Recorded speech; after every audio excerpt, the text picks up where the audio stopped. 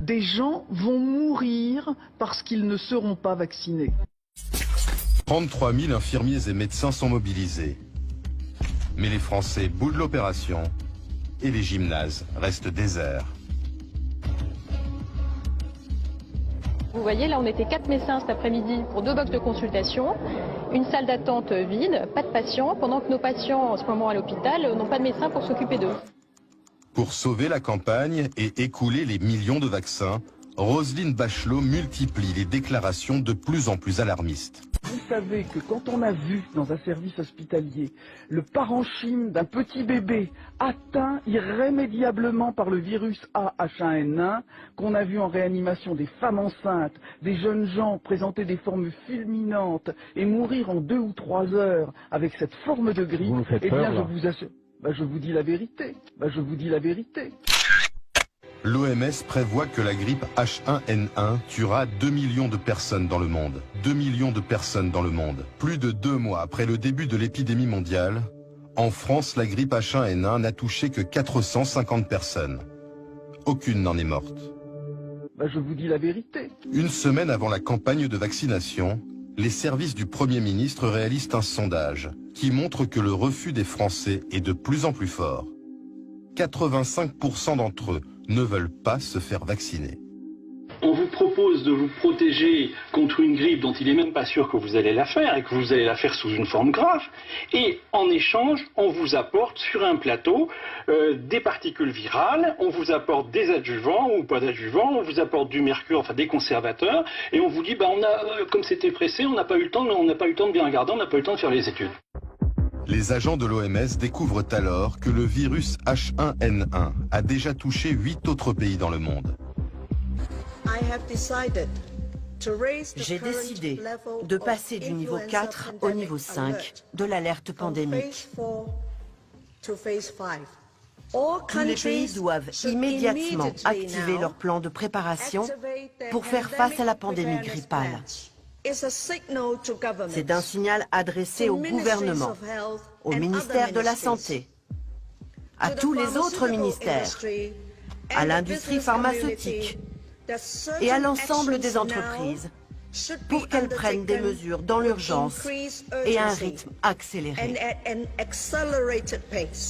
C'est bien l'humanité tout entière qui est menacée. Plus de 2 mois après le début de l'épidémie mondiale, en France, la grippe H1N1 n'a touché que 450 personnes. Aucune n'en est morte. Mais les autorités sanitaires redoutent l'hiver, car par temps froid, les virus deviennent très contagieux. Elles prédisent qu'il fera 30 000 morts. 30 000 morts. C'est sur la base de ces estimations que ce 15 juillet, Roselyne Bachelot annonce que tous les Français qui le souhaitent pourront se faire vacciner. J'ai négocié dans un contexte que vous connaissez de production mondiale limitée l'acquisition de vaccins à hauteur de 94 millions de doses. Ça représente 1 milliard d'euros au point de vue coût. Pour rassurer la population, c'est la ministre en charge de la Santé qui incarne la campagne de vaccination. La stratégie que nous avons, avec Madame Bachelot, décidée est une stratégie qui est adaptée. Elle est adaptée aux nécessités de la lutte contre l'épidémie. Dans la salle, plusieurs journalistes tentent de tempérer cet optimisme en citant des sondages inquiétants. Comment vous réagissez? Est-ce que ça veut dire que les campagnes d'information du gouvernement ont échoué? Pour beaucoup de nos concitoyens, cette pandémie est pour le moment théorique. Et actuellement, la progression de la pandémie est très très rapide. Et donc beaucoup de ceux qui peut-être ne se sentent pas concernés par la vaccination vont au contact de la montée de la pandémie sans doute changer d'avis. L'épidémie meurtrière tant annoncée n'arrivera jamais. Quelques jours plus tard, le ministère de la Santé reçoit le premier bilan officiel sur la mortalité du virus H1N1. En 6 mois, il n'a tué que 4000 personnes dans le monde, loin des 2 millions prévus par l'OMS. L'épidémie est là, mais donne une maladie qui est plutôt moins grave que le virus de la grippe habituel. Quand on reçoit ce signal en France en septembre, vraisemblablement, on ne tire pas les leçons de l'expérience. Il y a une sorte de machine qui est lancée, c'est une machine militaire, c'est une campagne militaire de vaccination, et cette machine est lancée et on ne peut plus l'arrêter. Dans les laboratoires pharmaceutiques, les chaînes de fabrication de vaccins sont lancées. Cette production de masse a été déclenchée en moins de 6 mois. Un temps record qui crée des doutes sur l'innocuité de ce nouveau vaccin. Dans les semaines qui suivent, les autorités sanitaires sont confrontées à une montée des critiques dans les médias, y compris des professionnels de santé. Donc là, il y a un bénéfice-risque entre, d'un côté, une grippe qui va durer une semaine et d'autre part, un risque faible mais réel d'avoir une maladie que vous aurez toute la vie. On vous propose de vous protéger contre une grippe dont il n'est même pas sûr que vous allez la faire et que vous allez la faire sous une forme grave. Et en échange, on vous apporte sur un plateau des particules virales, on vous apporte des adjuvants ou pas d'adjuvants, on vous apporte du mercure, enfin des conservateurs, et on vous dit, comme c'était pressé, on n'a pas eu le temps de bien regarder, on n'a pas eu le temps de faire les études. Si des infirmières, comme c'est le cas, disent « moi je ne me ferai pas vacciner, je suis infirmière, je ne me ferai pas vacciner », ça a un impact considérable. On n'a peut-être pas mesuré suffisamment que ça pouvait se produire.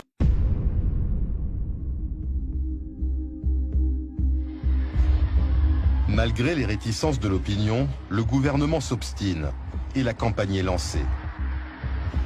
Sous escorte de la gendarmerie, des centaines de milliers de vaccins traversent la France pour rejoindre plus de 1000 centres de vaccination. C'est ce jour-là que la ministre de la Santé se met en scène.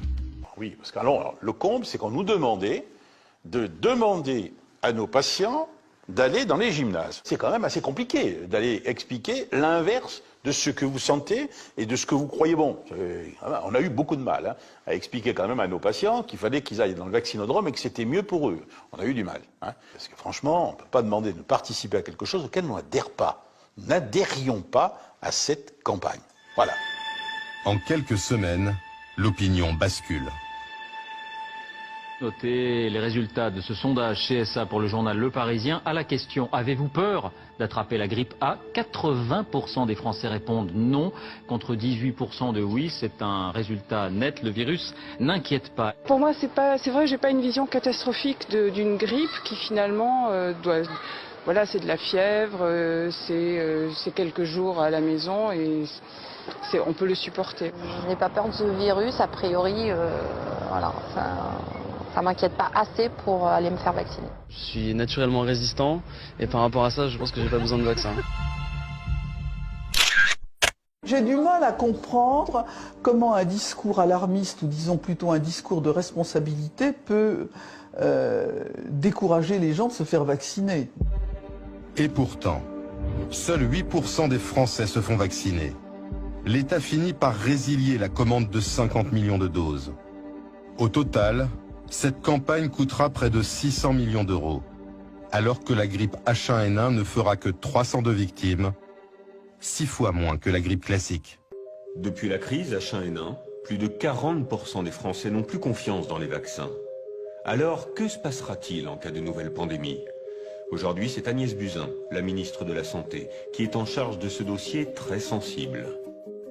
Dans l'opinion publique, il y a quand même eu l'idée que cette campagne avait été pilotée en coulisses par le lobby pharmaceutique. Le patron de Sanofi avait dit devant ses actionnaires, ce vaccin, ce sera une opportunité significative en termes de revenus. C'est un joli coup de fouet pour nous, pour le chiffre d'affaires et pour le cash flow. Est-ce que vous comprenez que nos concitoyens soient un peu révoltés par cette forme de cynisme ? Oui, alors évidemment, après, les industriels jouent leur jeu.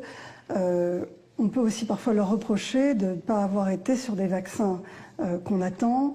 Je pense notamment à Ebola, qui est un virus qui crée des épidémies mortelles en Afrique depuis des années et sur lequel aucun industriel n'a voulu investir et faire de la recherche sur le vaccin. Ça n'intéressait personne parce que c'était des villages africains. J'insiste sur ce point, Madame la Ministre, et sur la gestion de crise passée, car il y a aussi une forme, disons-le, de dramatisation pour justifier les 11 vaccins obligatoires chez les enfants. Ce sont des éléments de langage qui reviennent, l'urgence, le danger, le risque d'épidémie et de pandémie. Des épidémies surgissent ça et là, faisant chaque année des morts.